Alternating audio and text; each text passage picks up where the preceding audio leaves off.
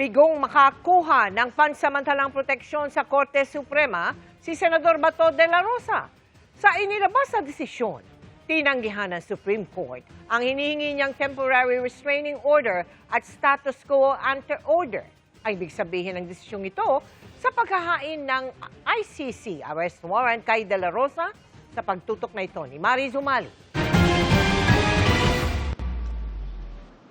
Ibinasura ng Korte Suprema ang hiling ni Senador Bato de la Rosa na pigilin ang posibleng pag-aresto sa kanya ng mga otoridad habang dinidinig ng Korte ang kanyang petisyon. Sa botong 951, tinanggihan ng mga maestrado ang hinihingi niyang temporary restraining order o agarang pagpigil sa pag-aresto. Hindi rin binigay ng Korte ang hinihingi niyang status quo ante order na huwag baguhin ang sitwasyon bago naganap ang pinagtatalunang issue habang wala pang pinal na desisyon ang Supreme Court. Ang petisyon ni De La Rosa isinumite ng senador matapos malamang merong warrant of arrest para sa kanya na inilabas ng International Criminal Court para sa crimes against humanity of murder bilang co-perpetrator sa war on drugs ni dating Pangulong Rodrigo Duterte. Sa kanyang mga manifestation, hiniling ni De La Rosa sa korte na pigilan ng iba't ibang ahensya ng gobyerno na arestuhin siya batay sa anumang warrant mula sa ICC, red notice o diffusion ng Interpol o iba pang foreign judicial o quasi-judicial instrument ng walang katumbas na arrest warrant mula sa hukuman sa Pilipinas. Tinanong namin ng isang legal expert kung sa desisyon ng korte ay pwede na ba siyang arestuhin ng mga otoridad.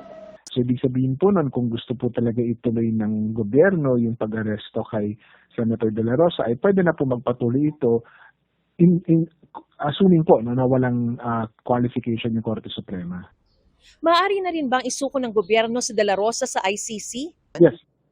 Isa yung posibilidad. No? Kung hindi talaga mag-i-issue yung PRO ng Korte Suprema, at yung executive department natin ay ipagpipilit yung posisyon na pwede nilang i-surrender si Senator Bato under RA 9851, then yun yung consequence ng pagbabasura ng PRO. Pwede siyang i-implement under RA 9851 at hindi na ito kailangan dumaan sa isang lokal na korte. So inaantay na lang natin kung papanigan ng Korte Suprema yun ultimately dun sa pinal na desisyon niya. Hinihinga namin ang reaksyon ng mga abogado ni De La Rosa pero nauna na nilang sinabi na hindi lehitimo ang ICC warrant of arrest hanggat hindi ito kinakatigan ng isang lokal na korte.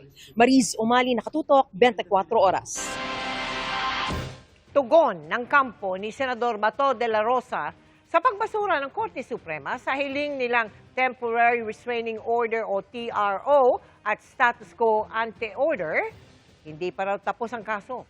At maghahain sila ng motion for reconsideration sa Supreme Court, sabi ng kanyang abogadong si Attorney Israelito Torion. Idiniin niyang nananatili ang constitutional question kung maaaring dumepende ang kalayaan ng isang Pilipino sa isang dayuhang proseso na hindi dumaan sa isang lokal na korte. Gayon din sa kung maaari bang magpatupad ang mga otoridad ng mga proseso ng International Criminal Court matapos mag-withdraw ng Pilipinas sa Rome Statute. Giit niya, gagamitin ng kampo ni De La Rosa ang lahat ng legal na hakbang alinsunod sa batas at haharap sa proper forum.